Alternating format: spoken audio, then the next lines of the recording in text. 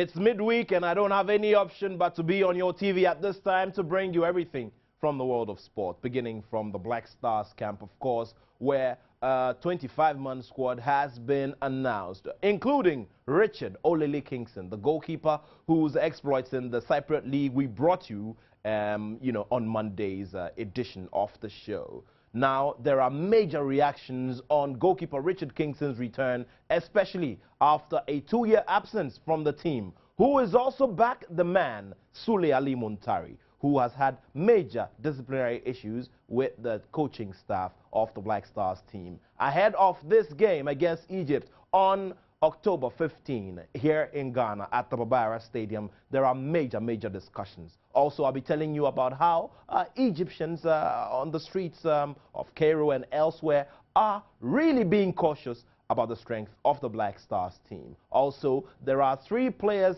at least who are reported injured and who are not going to be part of this game. Latest of them is John Boy, who played in the last friendly game that the Black Stars played. I'll be bringing you all of that right here on the show, as well as the UEFA Champions League, where it was good news for Chelsea. Very good news for Chelsea. Of course, Andre Ayew and Sule Ali Muntari getting 90 minutes of action for Olympique Marseille and AC Milan respectively. Andre Ayew not getting too good a story to tell because Borussia Dortmund were on fire and it was at least 3 goals. I'll be telling you about all of that right here on the show. In the meantime, you know how we always do it. Get on my page on Facebook and let's start talking. Goalkeeper Richard Kingston, Sule Ali Muntari, they make a return to the Black Stars team. Do you remember Emmanuel Frimpong, whose nationality switch became a very big story? Well, he is also making a return to the team. The last time he wore the jersey for the Black Stars, he wore the number 6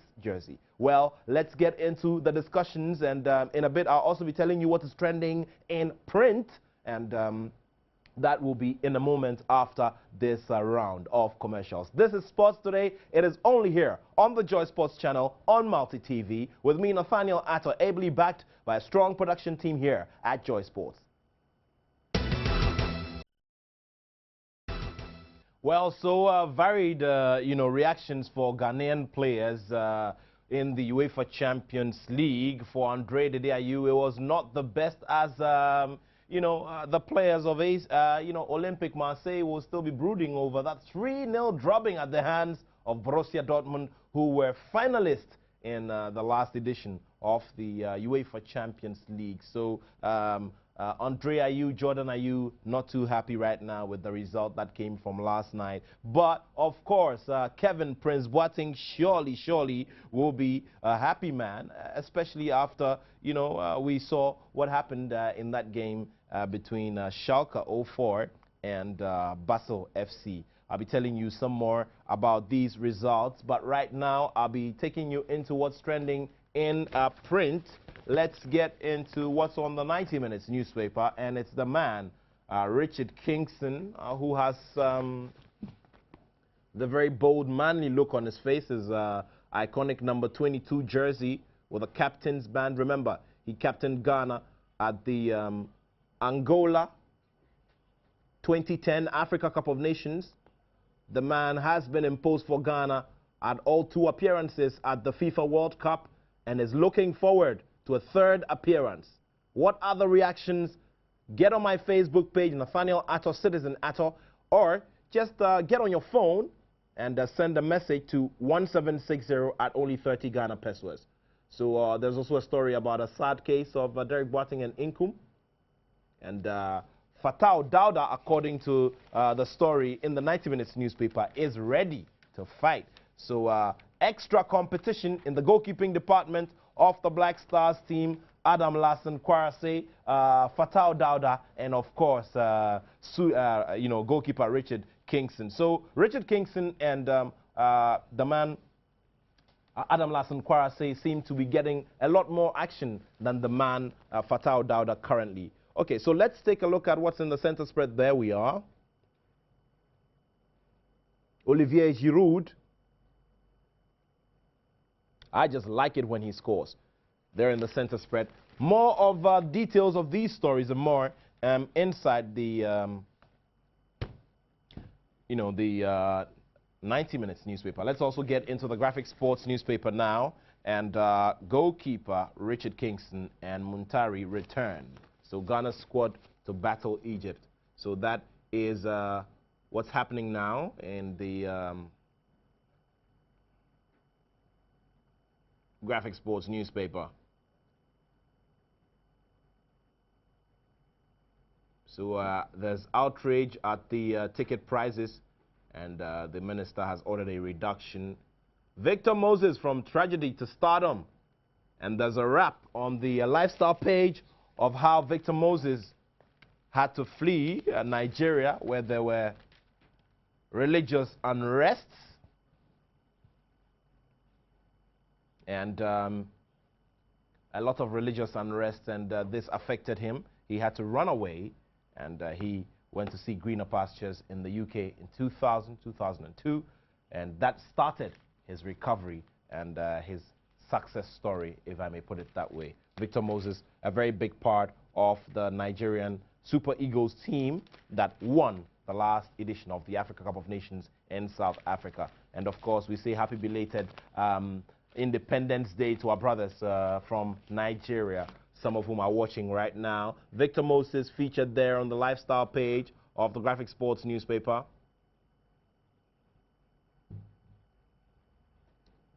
So there we are.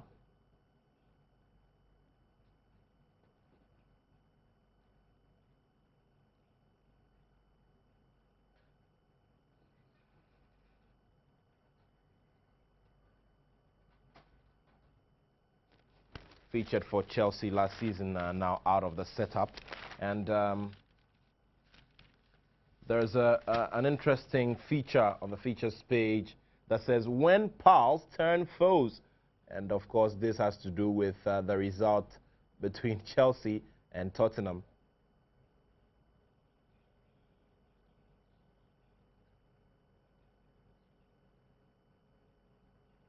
So there we are. And so let's just take a look at the world leagues in the center spread.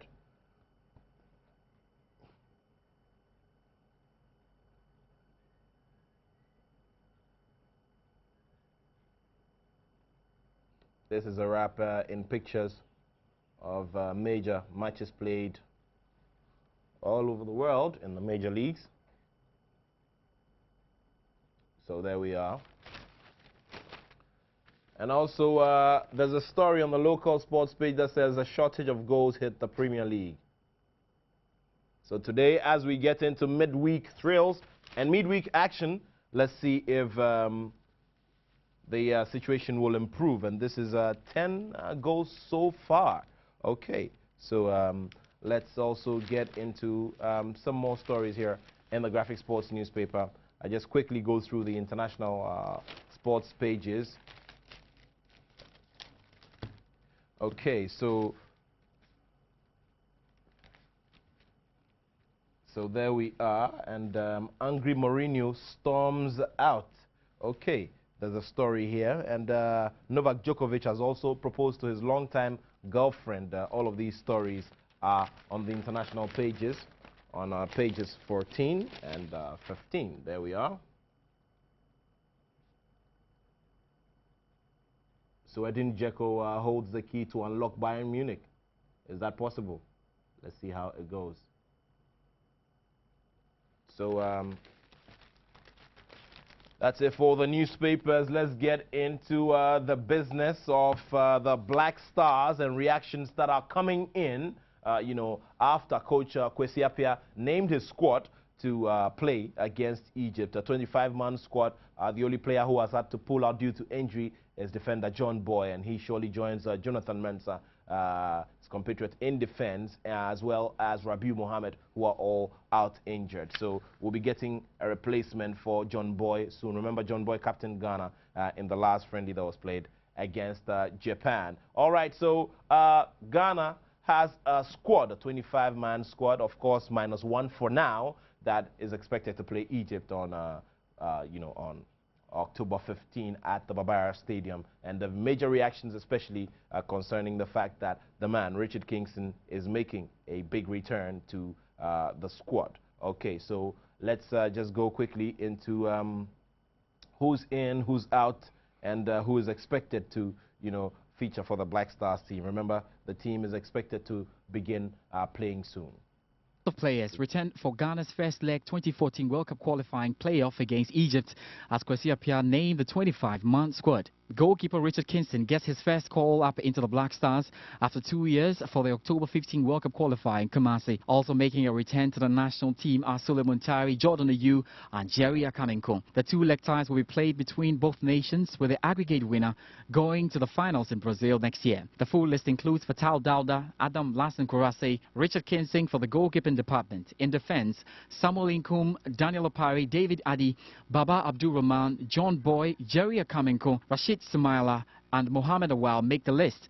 Midfielders called up include Michael Ayson, Emmanuel Frimpong, Sule Muntari, Kwadwo Asamoah, Emmanuel Ajimambedu, Kevin Prince Boateng, Albert Aduma, Mubarak Wakaso, Christian Achu and Andre Ayew. And the striking department will see Asamoah Jan, Abdul Majid Waris, Jordan Ayew and Mahatma Otu feature for the Stars. All right, so there it is. Quickly, I'd want to go through the list one more time, and you start sending in your messages. I'll be glad to have them. Let's get into the list for now, and it's interesting. Goalkeeper Fatal Dauda for Orlando Pirates in South Africa, Adam Lassen Kwarase, and of course, Richard Kingston of Doha, Katokopias in Cyprus. Three strong names in the goalkeeping department. Right now, it's really pointing towards Richard Kingston, but of course, the final decision will lie with Coach Kwesi Appiah and the rest of his team. And defenders Samuel Inkum, Daniel Opare, David Adi, who's making a return to the team after a while away, Baba Abdul Rahman of Grutterfurt in Germany, Jerry Akamenko, John Boy, and of course, John Boy, like I mentioned to you earlier, is out injured, and Rashid Sumaila, as well as Mohamed Awal of Maritzburg in South Africa. For midfielders is Michael Essien, Emmanuel Frimpong, Sule Ali Muntari, Kwadwo Asamoah, Emmanuel Ajimambedu, Kevin Prince Boateng, and Albert Aduma, as well as Mubarak Wakaso, Christian Achu, and Andre Ayew. Oh my goodness, this surely is going to be a very big selection headache for Coach Kwesi Appiah, I can imagine. And now we go to strikers, of course, Asamoah Jan, the captain, Abdul Majid Waris, who so far has been good for the Black Stars team, Jordan Ayew, who also tasted action in the in the UEFA Champions League last night. Of course, Mahatma Otu of Sogndal in Norway is also there. So, good, strong squad named for the game against Egypt on October 15. And so you send in your thoughts. Let's gauge your mood and what you're thinking, especially after this, especially after this squad was named. Is 1422 for text, and of course, you can also get on my Facebook page, Nathaniel Attoh, Citizen Attoh. And let's also get into what people are thinking on the streets. We had to speak to some journalists as well to just gauge what their thoughts are after the squad was named. Okay, for me, it's not a bad squad at all, because if you look at the team, Coach Kwesi Appiah has kept to the bulk of his squad that played against Zambia. We also have the likes of David Adi and Grutterfurt's left back, Abdul Baba Rahman. I mean, the coming of these two left back is an addition to the team. We have Michael Essien, Kevin Prince Boateng, who was a doubt for this game, has not been declared fit, and so I'm sure will play in this game. I'm happy about the squad, but with the inclusion of Richard Olele Kingston, let's see what he's got to offer Ghanaians. For me, the timing is a bit wrong, because if we are not careful and if we do not manage it in a proper manner, it may affect the psyche of Fatal Dauda and Adam Lassen Kwarase. So I'm hoping that the psychologist of the team, Professor Minta and Coach Kwesi Appiah, would be able to manage this in a way that would not affect or have any negative impact on the Black Star squad. But I have full confidence in this team to beat Egypt here in Ghana. I think, the usual thing, people will be criticizing some of the inclusion and some of the players left out. But at the end of the day, I think the coach, he is in charge of everything. He need to make sure that he will deliver and give us results. As that's what me and you, we are after. And Olele is coming back. I think it's not bad. he was there to push Fatau and Adam Lassen Kwarase to stand on their feet very well.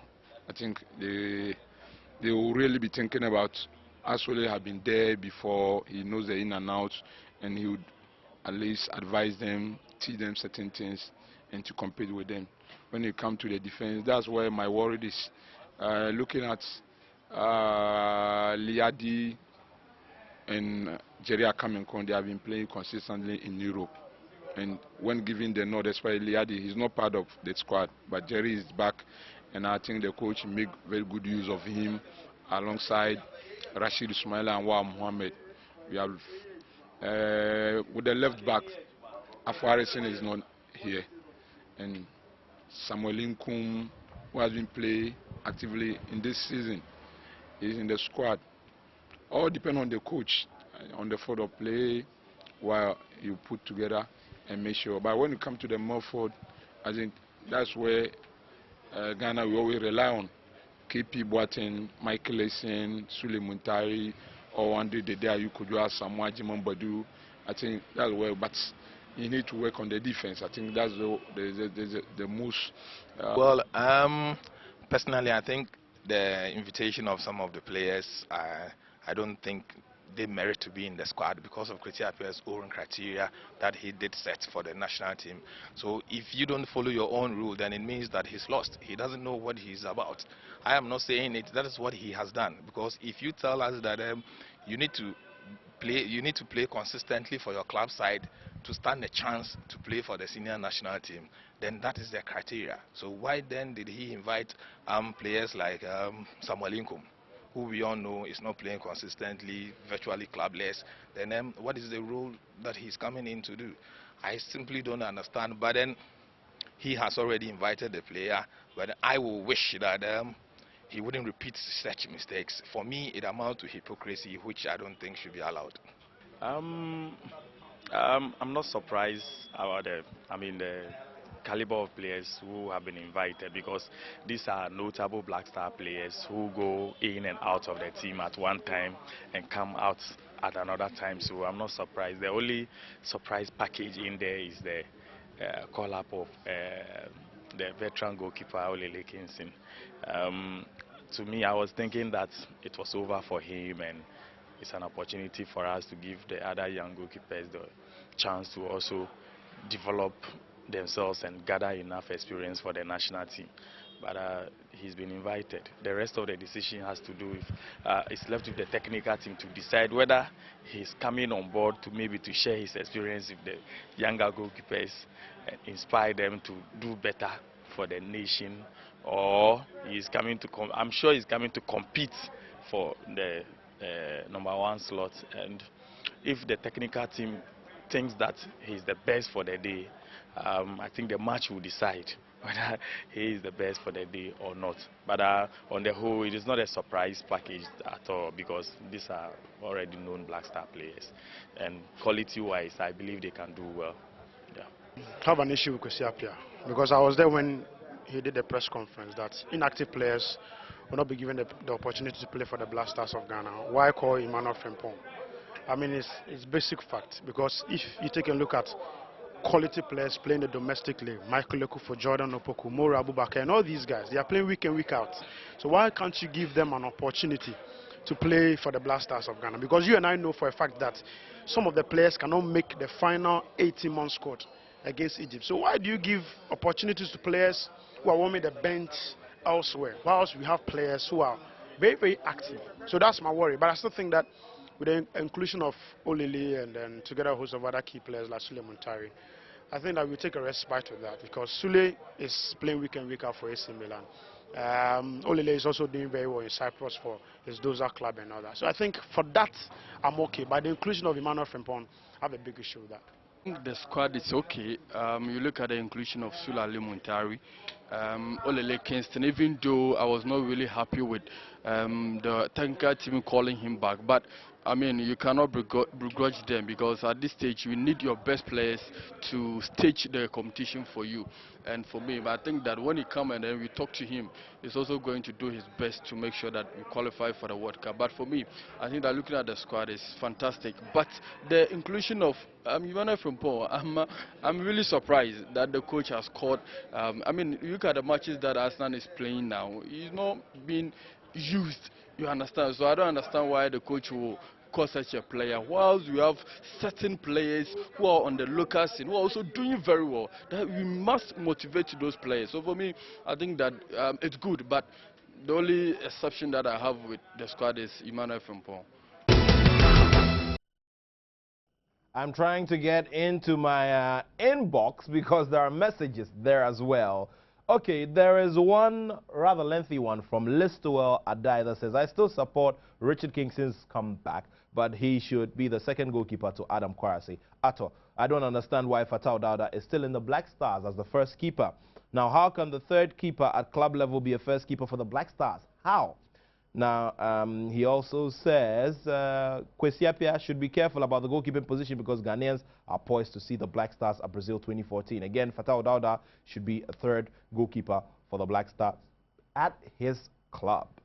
Okay, there is more in terms of the text messages. One here says, this is from Thomas Akonai, Thomas Romeo Akonai. He says, I don't understand why Kwesi Appiah called Olile. Fatau and Kwarase are in fine form. This is the same thing that happened when Sami Ajay was imposed during the qualification to Germany 2006 and Olile out of the blues came in. Ghanaians, why? Okay. I'm just loving this. You keep the messages coming in. Look for me on Facebook, Nathaniel Attoh, Citizen Attoh on Facebook. And also get on your phone and just send a message through 1760. I'll be glad to share all of those messages with all of you. Let's go ahead. As I told you earlier, John Boy, the Wren defender, has been ruled out of this game. He had to withdraw from the squad due to an injury. Remember that he played in Ghana's last friendly against Japan, and he was captain actually of that team. And John Boy now will have to be out for some time now, and he had to withdraw from the 25-man squad. This means that Coach Kwesi Appiah will have to make one more addition to the team. Who would that be? Nobody really knows. So John Boy out for now. Let's also go and take some more reactions as Deputy Youth and Sports Minister Joseph Yamin has been talking about the development within the Black Stars team, the squad that has been named, and going ahead to prepare for this game against Egypt.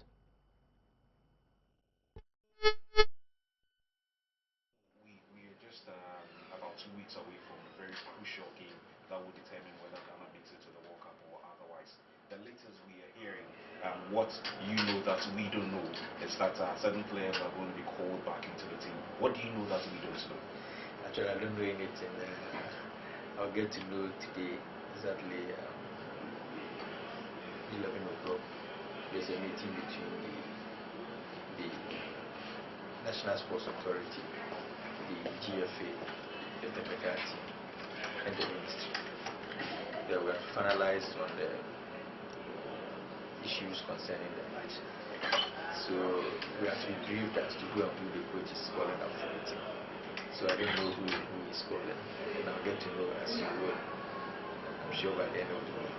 Does the coach necessarily have to brief people like you? Not me. I mean, it's a technical decision. I just came to meet it, and that is what is being done all this while. That the coach will send his team to the GFA, management, to let them know who and who is calling for the team before it finally gets out. And so they always brief the ministry when they meet in meetings like this. And so we'll definitely get to know who and who is putting out there before it gets to the bottom.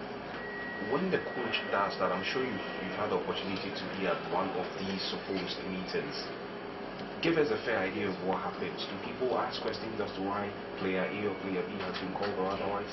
Not at all, because before the GFA comes with the list, they have agreed upon the list before it gets to the ministry. I mean, they work under the ministry, and so whatever they do should be sanctioned by the ministry.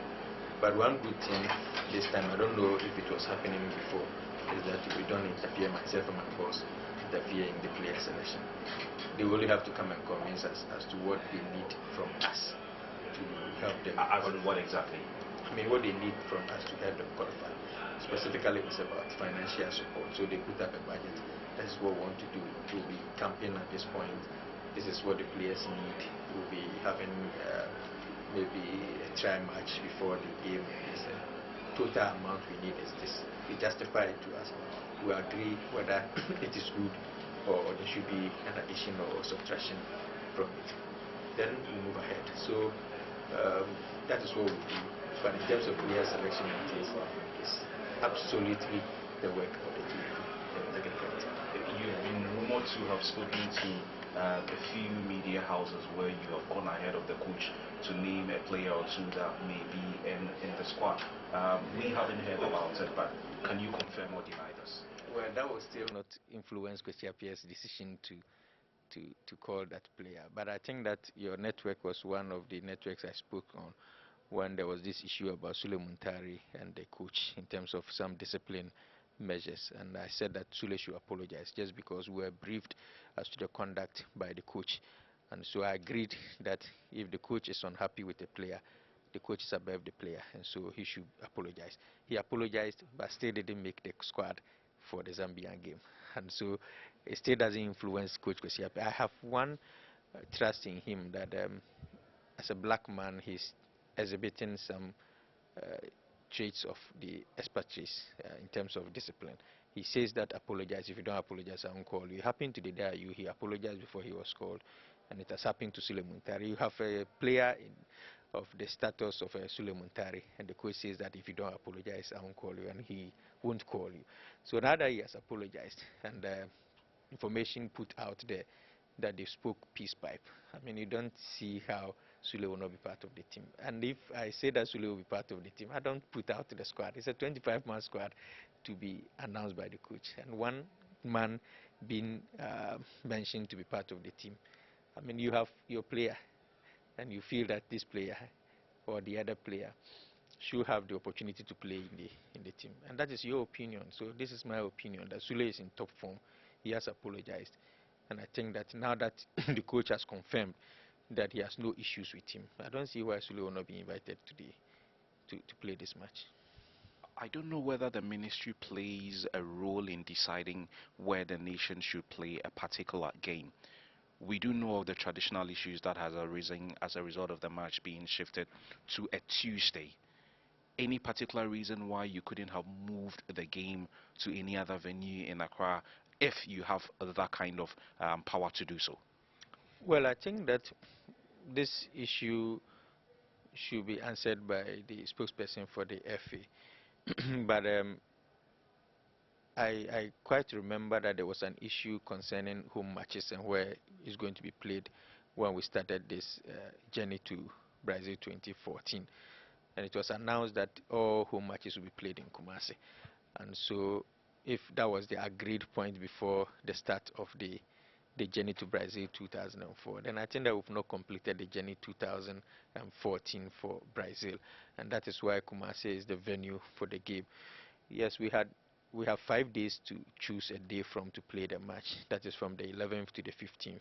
So originally it was Sunday the 13th, but Sunday the 13th is Akwesi there in Kumasi, and we thought that we needed a full concentrated support base to cheer on the Blasters to win. And so you don't think you can get that in Accra? That's why I've said that originally it was slated that all home matches will be played in Kumasi, and I think that Kumasi has been favorable again enough to the Blasters, and so this is the last match, and it's not as if we have no other option than that Sunday where we'll be looking at other venue to play the match. We have 5 days to choose a day from, and so if Sunday is not good enough for us to play in Kumasi, that's our preferred venue, we had another day to choose. And so looking at Tuesday being a holiday, we decided that let's move the match from Sunday to Tuesday, and clearly that was a decision taken. People are reading superstitions into the game, but I don't think that it's part of the decision to move the game to a Tuesday. Honorable, finally, we understand that ticket prices might be on the higher side going into this game. I don't know whether, again, you work with the National Sports Authority in arriving at some of these figures, but what can you tell us about this? Initially, when we met last week with GFA, National Sports Authority, the ministry, and the technical team, it was agreed that prices be increased from 4 Ghana cedi for popular stand to 8 Ghana cedi, 7 Ghana cedi for center line to 20 Ghana cedi. Then 20 for VIP be moved to 30 for VIP wings and 50 for VIP proper. But upon the announcement, I mean, there's been some massive appeal from football-loving fans that even though they agree to an increment in looking at the profile of the match, Ghana against Egypt, they are pleading that we should do something about it. And so we have reviewed the price, and now the popular stand is going for 5 cedis, center line going for 10 cedis, but the VIP wings and VIP proper still remains at 30 and 50 cedis. So this is the final fees for the match, and just after the meeting today, it will make public. Then orders will be given to the printing press that will be responsible for printing the tickets. Then it goes up. We are hoping that by the 8th or latest the 9th of October, tickets should be out. And we're also proposing that tickets will be sold at all gates in Kumasi. So if you go to the stadium, every gate will have a sales agent there to give you a ticket that you require. Then some media houses, selected media houses in Kumasi, will also be giving some tickets so that their listeners could troop in there and get some tickets from there. Again, some tickets will be left in Accra, so supporters coming from Accra to Kumasi won't have to come to Kumasi and struggle to get tickets. If you go to Accra Sports Stadium, you have access to some tickets to buy before you embark on your journey to Kumasi. So this is what we intend doing, and I think that this could help a long way in resolving the issues we had about ticketing for the match against Zambia. How did your meeting with the Egyptian ambassador go concerning security ahead of the second leg? Well, that was a meeting with the GFA president and the ambassadors. I wasn't part of it. I'll get the full briefing this morning's meeting, but clearly it was okay, and I think that there's no cause for alarm. We'll beat them here and go and beat them there. Okay. Honorable Sule, did you Maubidi? Well, Sule Muntari. Just kidding.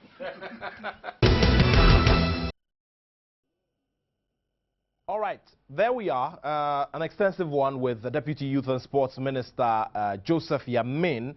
There are a lot of your text messages on Facebook I'll be sharing with you in a bit. But also remember that coming up later on, we'll also be looking at what happened in the UEFA Champions League. We'll be bringing you a wrap of how it all happened last night and who is looking good as we go into another round of matches later today as well. Haki Fifi Sam says, Olele back to the Black Stars is not good at all, a call-up. And also Arsenal performed well yesterday. I hope Bayern wins today. Austin Ammonia says, what must happen has already happened. Frank Achampong should have been called to the Black Stars team, and speedy recovery to John Boy. Kotoko, now he says that Kotoko is making an unbeaten run this year. Ghana is still winning for sure. Okay, now Nyameba Jordan says that Olele is not fit to be in the team. Now, Lakiba Clement says that it's good that Muntari is back and hope the team will do better.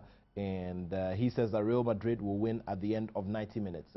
He's talking about the game later today. Ishmael Kelvin Owusu says, good squad and expect our defense to be shaky because of the injuries, and big ups to Mourinho and the boys. Blues forever, of course. I'm sure he's talking about the 4-0 drubbing of Steaua Bucharesti.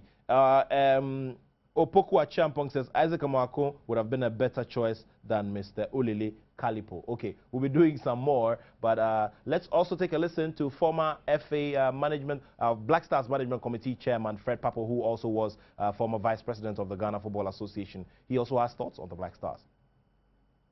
I don't think it's true. I don't think it's declining because you're talking about a team that is on the verge of qualifying for a third World Cup. If you look at the statistics of matches played and won compared to previous times, I don't think one can clearly support the assertion that the Black Stars is declining.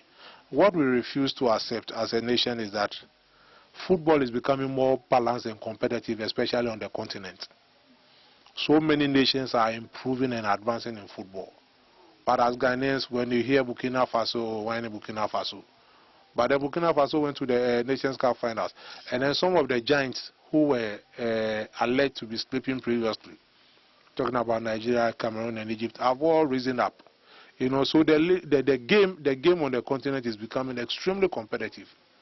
You see, so if you have a team where you expect the Black Stars to outplay, outclass, outshine, and outscore everybody anytime, then you might be tempted to run into this kind of conclusion. But I don't entirely believe that the Stars is declining.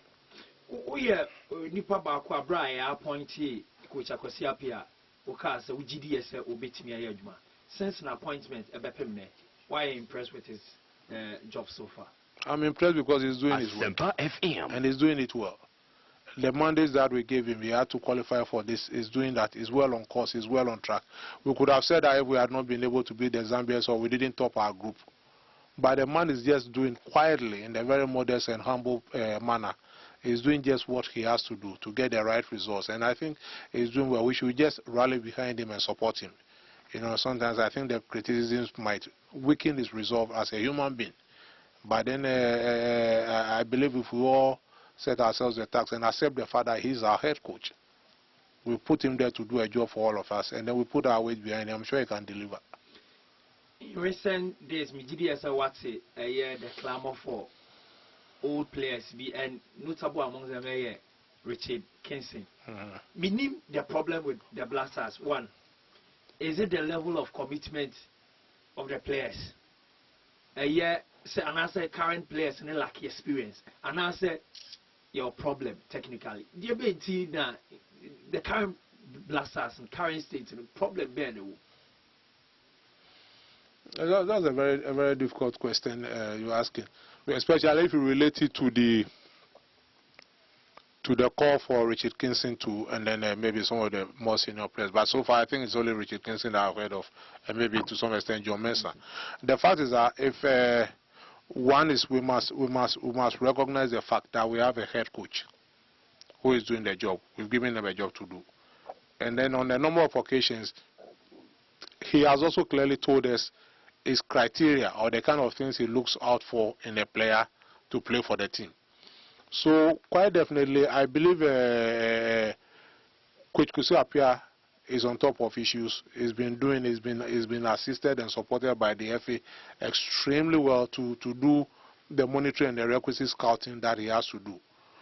If he goes, he's gone on quite a number of occasions. He's still doing it. He's still monitoring the players. At the end of the day, if he comes in and says he thinks Tony Adams or any of your guys or Richard Kingston or whatever it is should be one of his 23-man squad to play the game, I would want to give him the benefit of that doubt. Because okay, so that is the former vice president of the Ghana FA who also served as chairman of the management committee of the Black Stars team. We'll be doing some more here. We go into Egypt, and Ghana's High Commissioner to Egypt, Alhaji Said Senare, is also saying that there is a major, caution cord being struck by the fans in Egypt. Now, he says that the Egyptians are more scared of playing the Black Stars team, and he is very confident about that as well. So Alhaji Said Senare, who is Ghana's High Commissioner to Egypt, is saying that the Egyptians are even more scared of playing the Black Stars team. So that is surely coming as some, good news to Ghana. And remember that a very big mind game will also be played during this period that we build up to this game, which is just about a fortnight away at the Barbera Stadium. Send in your thoughts. Remember, it's 17 1760 if you're on your mobile phone, and also get on my page on Facebook. Okay, so there are other, stories on other teams on the continent, and Cameroon also have other issues to deal with. Stefan Mbia will not be able to play in that very important playoff, and he suffered an injury that will keep him out for some months, a few weeks. And the 27-year-old hurt his foot while playing for his club Sevilla, who said on their website that the player will be out for approximately 1 month. It means that he'll miss the 13th October match, and there's also a doubt for the return in Cameroon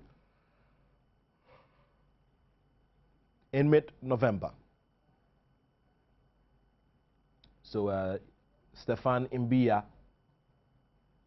is also missing out. Another player who is not going to be part of his squad is Demba Ba, the Chelsea striker. Now, he has been snubbed by coach Alain Giresse for Senegal's away clash against Cote d'Ivoire on October 12. Now, Ba has been overlooked by Giresse for the last 4 games in his previous outing with Senegal was a 1-1 home draw against Angola on March 23. And Giresse, however, has renewed his confidence in the squad, which defeated Uganda 1-0 in Marrakesh in early September to make the trip to Abidjan for the first leg in their 2014 World Cup playoff against Cote d'Ivoire. This surely is going to be something else, and it's going to come at very big cost, definitely. And this clash between 2 West African teams, very, very strong indeed, is going to be something else. So we'll be monitoring all of those. And also, FIFA have dismissed a protest that was brought in by Cape Verde. And FIFA has dismissed a case that was brought against Cape Verde. Remember, they fielded an ineligible player which denied them a place in the final playoffs for the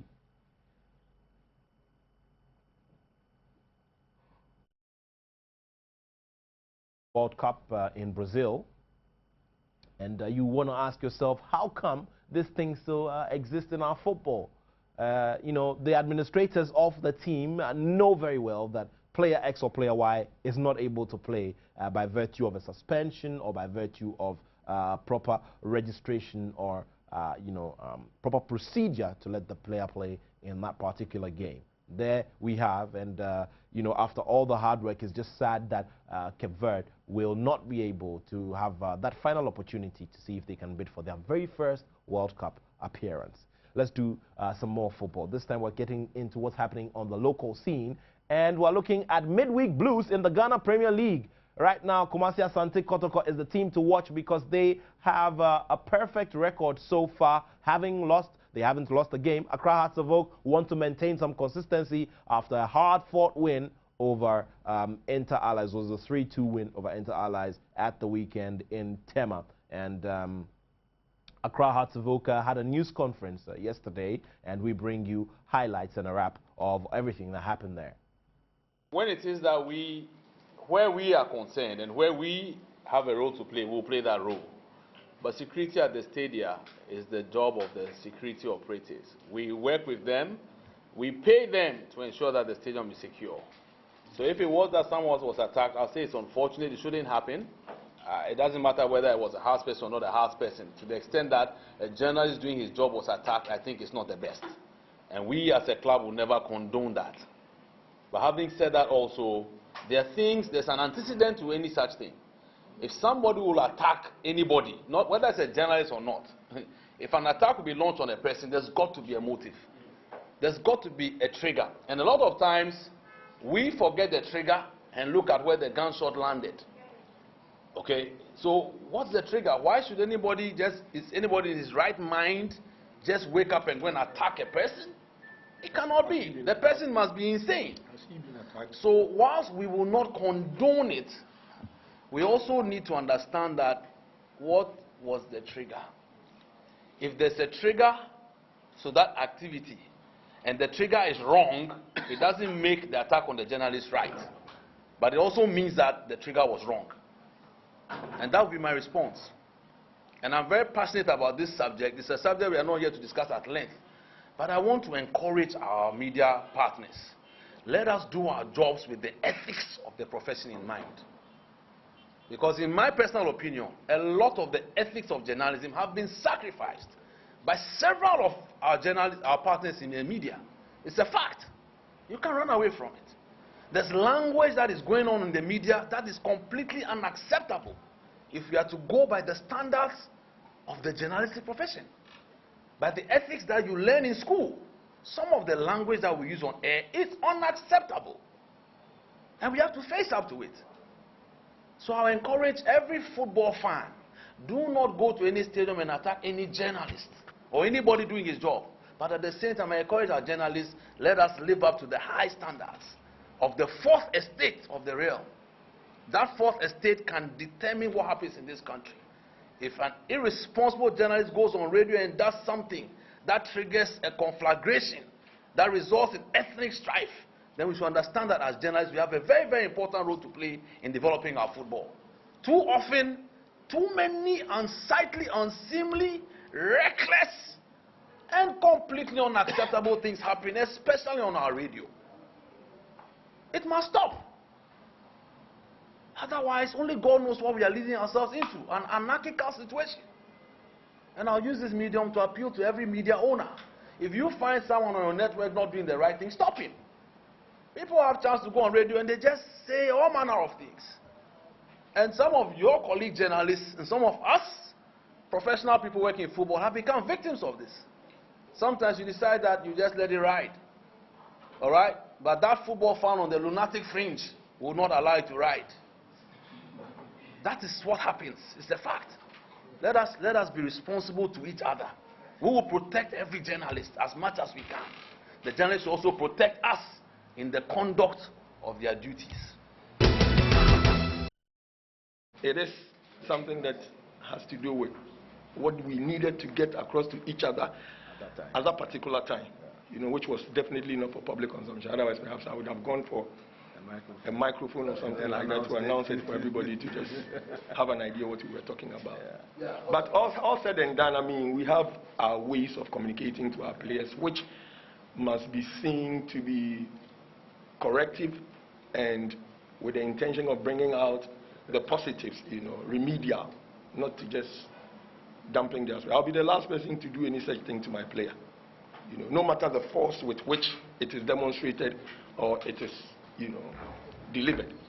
You know, you might say differently, but at the end of the day, we know what we have communicated out there, and it is intended to correct, it is intended to remedy, it is intended to instruct positively.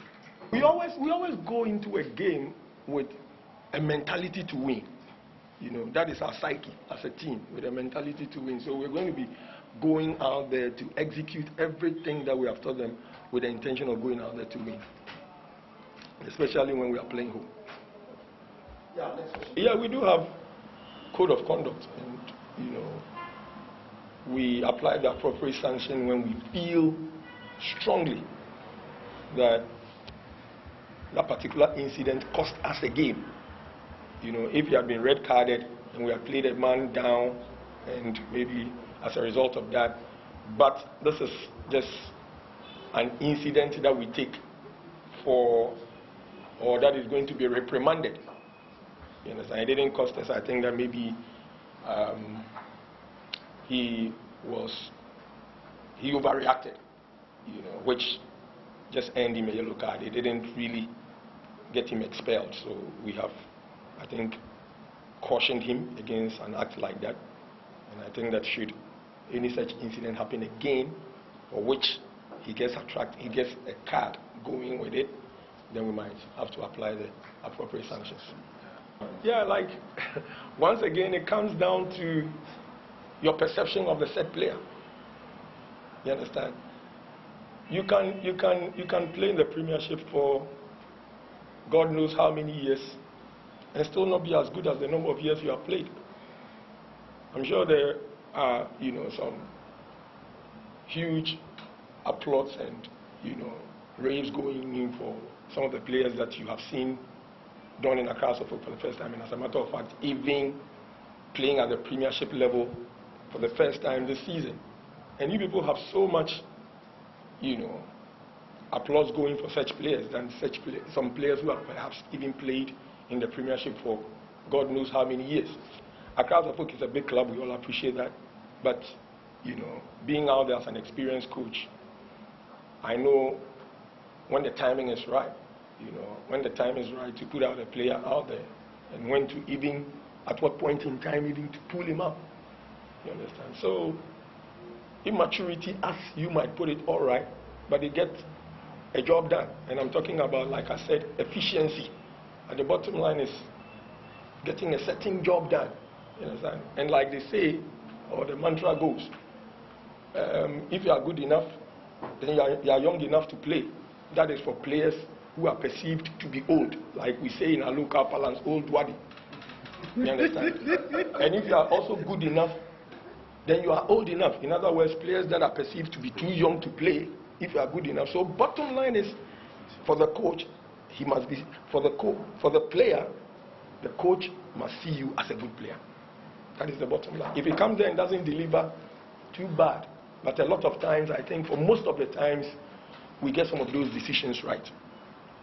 That is how come Jonathan Mensah is Jonathan Mensah today, for all you know. Yeah. His first game was Ash Gold again. For those of you who remember, his first game was against Kumasi Asante Kotoko at Brekum, Golden City Park, which we won 1-0. And everything is playing out in the likes of Gabi Dako, Kumi, and all of. I don't think that they didn't acquit themselves creditably on the day. I do not agree with anybody who say they were a bundle of nerves. There we are. So we will be doing some more on the local Premier League. Let's take a look at the remaining fixtures. Kumasi Asante Kotoko, they are going to receive a very, very tough and heavy challenge by Wa All Stars. Can they be able to overcome it? Well, let's see if Kotoko is able to record a long winning streak in the Ghana Premier League. So let's take a look at the Globe Premier League fixtures. Before that, let's now take a look at who will be officiating which game. And, you know, the Ghana Football Association has released the list for midweek fixtures, match day 4. I'm talking about referee William Agbovi, who will be taking charge of that top liner between Kumasi Asante Kotoko and Wa All Stars. So referee William Agbovi will be taking charge of that game, and we see how it all goes in terms of officiating. There are other officials who've also been asked to referee the other games, and referee William Agbovi is the one who's at the center because he will be taking charge of that game between Asante Kotoko and Wa All Stars. Send in your text messages and let's share with everyone. And Kumasi Asante Kotoko has also been able to sponsor another, you know, to get another sponsor for their league campaign. Before that, let's take a look at the Globe Premier League fixtures. It's midweek, and this is what we're going to see in the Globe Premier League. Accra Hearts of Oak will play Hazakes. It's one big game indeed at the Accra Stadium this afternoon. New Edubiasi face Inter Allies, and King Faisal, they play Ashanti Gold. Amidas Professionals face Liberty Professionals. Heart of Lions will play Mediama SC, and Brekum Chelsea will play Dwarfs, while Bechem United play Adriana Stars. While Stars will play Kumasi Asante Kotoko. So those are the games to expect. Already text messages are coming in. I've had some of them along the lines of Kumasi Asante Kotoko. A texter earlier said that he thinks that his side, Asante Kotoko, will go without a loss or a draw. He says that they're going to go on a winning streak till the end of the season. You send me your text messages as well. Let's also quickly look at the story on the new deal that Kumasi Asante Kotoko has landed. Now, kit manufacturers Kuba have offered to sponsor Asante Kotoko on a pre-season tour of Singapore. Now, the Asia-based kit manufacturers have tabled a proposal to become the official kit sponsors of the Ghana Premier League champions, and Kuba's proposal is under consideration by the club's board. Okay, so let's see how all of that goes, and these are very, very exciting times for individual clubs like Kotoko who are able to secure major sponsorship deals such as those. You remember how we told you about incidents in the Globe Premier League along the lines of health. Well, last Sunday, goalkeeper Yate of Inter Allies had to be taken away from the Tema Stadium after he collapsed on the football pitch during, recess when the players were emerging to the dressing room. Well, this has raised a bit of questions about the medical procedures that make up the medicals for players before they're able to join clubs or before they're able to play in the Ghana Premier League. Well, Dr. Prince Pambo, who is a member of the medical committee of the Ghana Football Association, has been talking about how he believes that the system should be improved and club managers must ensure that their players have, updated health records and, have all the details of their health records and everything that has to do with their health available and known. What kind of interaction do you have on a monthly, quarterly, half-yearly basis on how to address this worrying situation? Yeah, the technical directorate of the FA, headed by Coach Otia Kenten, at the beginning of every year and then towards the end of every year, the various units under the technical directorate of the FA, and the medical committee happen to be one, submit a list of programs. And for the past 3 years, I should say, we've made it a point to organize at least 3 to 4 seminars, medical seminars. The topics get varied, but each of them there's always a component of CPR, which is resuscitation, and then first aid, and then a component to do with management of sports injuries. This is what has been happening. And then also the equipment we receive from FIFA and CAF and do the FA purchases, then we try to teach people how to use these. So that has been ongoing, supported very well by the FA. Then also, yesterday I wasn't in Accra, I was somewhere in Ho, and there was a discussion with a new university in Ho, University of Health and Allied Sciences. Had meetings with the Vice Chancellor, because there's a School of Sports and Exercise Medicine coming up. Okay. There, because of, this nation being a sports nation, so we need to train. It's so expensive to take people out there to train. So we went to search, and then we discussed how to start organizing some of these programs from an academic institution.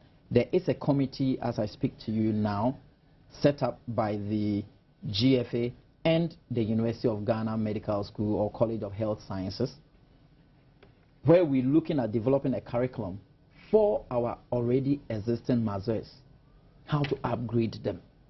So this is how far we have went, and I'm happy to tell you that that particular thing we're trying to do, or which we are doing almost through, is a first in Africa. Oh, to start brilliant. with, and both the university and the FA is pushing. We have lecturers and the members of the medical committee on board, and hopefully by the end of the year, a curriculum will be in place, so people could be coming to University of Ghana to have some of these programs. People could be going to the University of Health and Allied Sciences to have these programs. We're talking with institutions like Accra Polytechnic, where we could run these. And then to the various institutions, it is a money-making venture, because we don't go to school for free. You have to pay something. Then after a year or two, then the FA medical committee will advise the emergency or the executive committee that now we've created training units, and then we might have mopped up all those who didn't go through any formal training. So now there should be a minimum requirement before anybody can be attached to any club. Can we be assured going forward, especially the players who run God knows how many kilometers on match days, that anytime they step out onto the pitch, they don't have things to worry their heads about, that they're going to be playing in conditions that will be suitable enough for them? We can assure them that should anything happen, there might or there would be an appropriate intervention. We cannot assure them that nothing will happen. That's tricky. Yes. For instance, if I am sitting, even on a bench, and you are playing, the mere fact that Dr. Pamo is sitting by the pitch doesn't mean there can't be a sudden cardiac arrest on a pitch of play, or there can't be a concussion on a pitch of play. But I can assure you that maybe with my expertise, your survival rate is higher because the right expertise is available. You understand what I mean? Sure. So I mentioned somewhere that the mere presence of the medical team, no matter how qualified it is, does not prevent these things from happening. What would prevent them is a very good pre-season medical assessment where the problems will be picked and then corrected. And we know injuries, sudden collapse, and all that are part of the game of football. And the players know that. So if you are a player, you also want to distance yourself from some of these and then you watch other things. Now, a few of the collapse, you realize that it had nothing to do with something that just happened. A lifestyle, your nutrition. If you go pushing fatty things into your system, a player if you go doing drugs, a player if you go drinking alcohol, a player if you deprive yourself of sleep, good rest, all right, you are more predisposed to collapsing on a pitch of play. All right, nutrition. Sometimes not having enough fluids in you alone can cause dehydration. You collapse. If you don't eat well or the right things, you collapse. If you go clubbing Friday night, Saturday you are supposed to be training, Sunday you have a game. At what level can you play? You collapse. Well, I do hope that these players do understand this. Yes, finally, my director is asking me to find out from you, with all that you've told us, whether you are affordable, just in case he wants to get you for his club. I think the few clubs that deal with me, you mean me as an individual? You as a person, yes. Okay, so, you know, that lively chat with Kwame Juma-Juma on last night's edition of Sports Night on the Joy Sports channel here on Multi-TV. And, of course, Coach Bashir Hayford, remember that he has landed a national team job, and now the talk is about how he's going to do both at the same time. Now, Coach Bashir Hayford has been placed in charge of the female under-20 team, the Black Princesses, has been permitted to keep his job at club level. So it means that Coach Bashir Hayford will be doing both at the same time. And all the best to him in his exploits as well. And so highlights from the Indian Premier League, the biggest cricket league in the world, the most lucrative, if you know, you care to know, the Indian Premier League. And those were highlights courtesy SuperSport. Okay, so let's now get into a bit of boxing. And Joseph Agbeko, I beg your pardon, has been handed a major boost in his career. He has signed the very experienced Espinoza as his manager, and now Frank Espinoza is going to be managing Joseph Agbeko. Remember that Frank Espinoza is the same manager for the likes of Abner Maris. It is expected that Joseph Agbeko will get one very big fight between now and the first quarter of next year, following the renewal of or the start of this managerial relationship between Frank Espinoza and Joseph Agbeko. IBO bantamweight champion Joseph King Kong Agbeko has finally landed a managerial deal with a highly experienced Frank Espinoza. The Ghanaian boxer has been without a substantive manager since last year after parting ways with Italian-American Vinny Scolpino, who he shared with compatriot Joshua Clottey. In an exclusive interview with Joy Sports, Agbeko said he was working with Espinoza as a gateway to achieving big chances because he would definitely bring the big fights. Agbeko came out of an almost 2-year hiatus to claim the vacant IBO bantamweight title before his home fans in Ghana after defeating Luis Melendez, a fight which he promoted due to the deactivation of the promotional relationship with legendary Don King. New manager Espinoza also manages the likes of Abner Mares and is expected to get big bouts for the former IBF bantamweight title There are strong indications that Joseph Agbeko could land a big clash with WBO and WBA Super Bantamweight champion Guillermo Ringado anytime soon. Okay, so a possible fight with Guillermo Rigondo expected, but let's see how all of that goes for Joseph Agbeko. So that's it for the show today. Always keep it here on Joy Sports. Remember that there will be major reactions on the evening news on Joy News, on the Joy News channel. George Addo Jr. will bring you a wrap of all the scores from the league centers in midweek action in the Ghana Premier League. We'll also be bringing you some more developments within the Black Stars camp as Coach Kwesi Appiah looks forward for a replacement for John Boy. So thanks for staying with me today over the last 1 hour and 30 minutes. Thanks to the whole production team here at Joy Sports. Friday will be the next stop. My name is Nat Attoh, and I have love for sport